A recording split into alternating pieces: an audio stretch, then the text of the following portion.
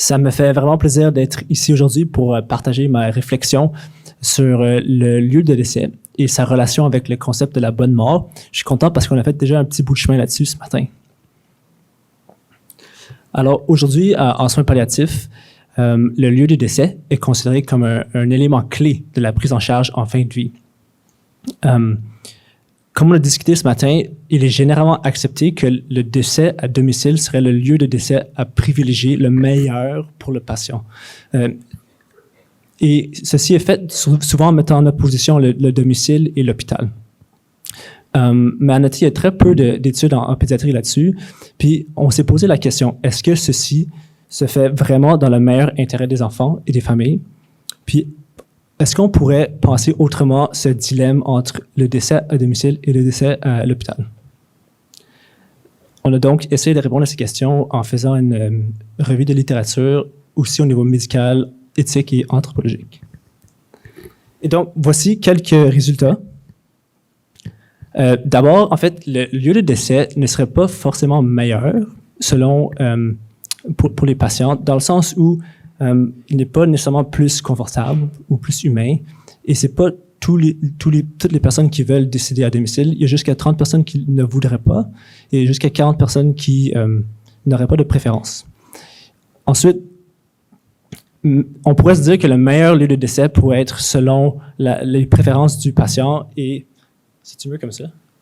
Ouais. Selon les préférences du patient, et il s'agirait juste de leur demander ce qu'ils préféreraient. Mais même là, il y aurait des défis. Et donc, parmi ces défis, il y en a plusieurs que ce soit des parents ou des patients, qui ne veulent pas prendre de décision. Il y en a d'autres qui restent incertains.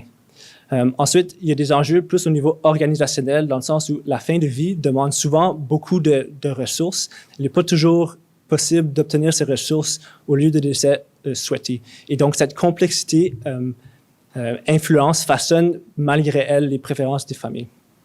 Et enfin, la fin de vie est un processus dynamique, et ceci vient avec une évolution à la fois au niveau de la maladie, mais aussi de sa relation avec le lieu, de ses préférences. Et donc, ça aussi, ça complexifie. Donc, face à ces défis, comment faire pour aborder la question du lieu de décès pour bien répondre aux objectifs des familles? Quelques pistes de solutions incluent ici, donc, plutôt que de mettre en opposition le domicile et l'hôpital, les discussions pourraient se concentrer davantage sur les caractéristiques de l'environnement souhaité.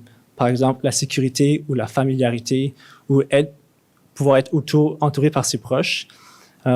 Ceci déplace le focus de la discussion de la localité, du lieu en soi, vers ce qui importerait le plus pour les patients. Ceci nous permet aussi de réaliser qu'il y a peut-être plus qu'un lieu de décès qui peut être bien adapté aux patients, à ces objectifs. Ça peut être le domicile, comme l'hôpital, comme une maison de soins palliatifs, etc. Ensuite, plutôt que de penser au lieu de décès comme une décision à prendre à un moment précis, on peut faire autrement. Plutôt, il faudrait adapter continuellement l'environnement de soins tout au long de la fin de vie, tout au long de cette trajectoire-là. Puis, c'est ce qu'on appelle le placing work par certains auteurs récemment.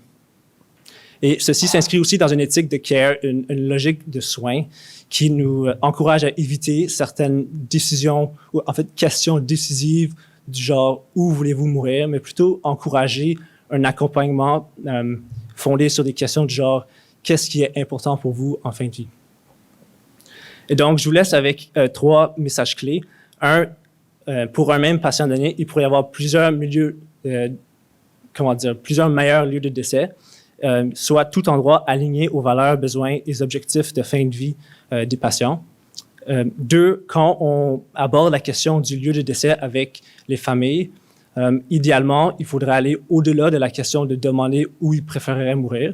Et j'ai survolé quelques pistes de solutions. Et 3, il manque vraiment d'études en pédiatrie à ce sujet. Et donc, continuons. Merci beaucoup. Je serais curieux de savoir ce que vous en pensez.